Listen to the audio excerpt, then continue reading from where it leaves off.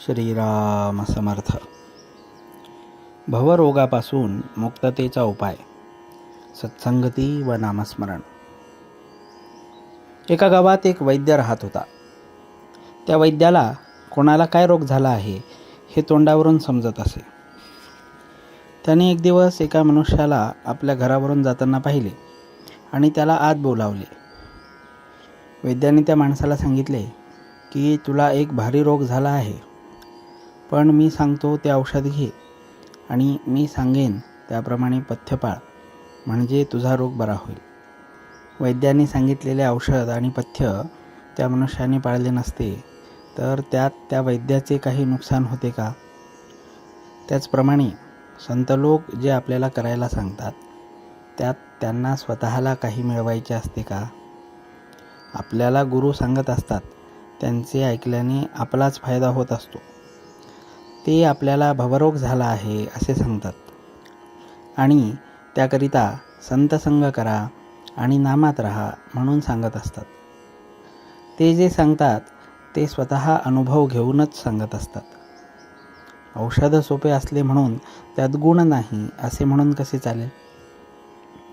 तुकारामांनी आपल्या उपासनेची शपथ घेऊन सांगितले आहे की नामस्मरणासारखे सोपे साधन नाही.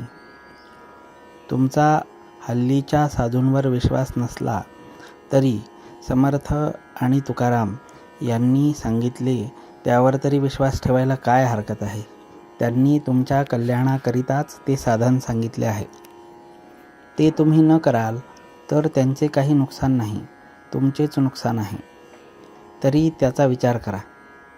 आपल्याला रोग झाला आहे अशी आपली अगोदर खात्री झाली पाहिजे, म्हणजे निम्मे काम झाले.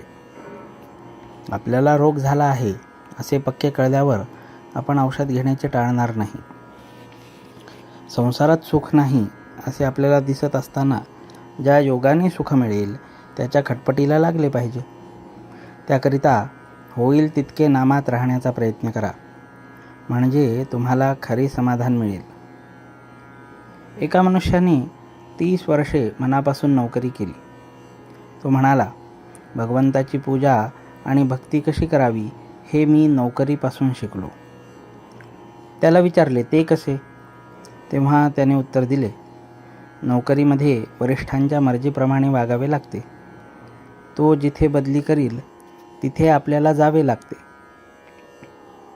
मग घरात अडचण असली तरी तिथे आपले काही चालत नाही, म्हणजे आपले पण बाजूला ठेवावे लागते.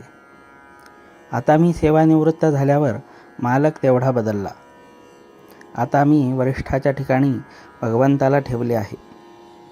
भगवंत हा श्रेष्ठ वरिष्ठ आहे, कारण तो माणसासारखा स्वार्थी नाही. तो अत्यंत निस्वार्थी असल्यामुळे माझ्या हिताचेच नेहमी घडवून आणतो. म्हणून मी आता अत्यंत आनंदात आहे. याचप्रमाणे प्रत्येक माणसाने आपल्या प्रपंचापासून परमार्थ करायला शिकले पाहिजे. हेच आपल्या जीविताचे सार आहे. अनन्यतेशिवाय भगवंताची प्राप्ती नाही. त्यातच भक्ती जन्म पावते. जानकी जीवन स्मरण जय जय राम.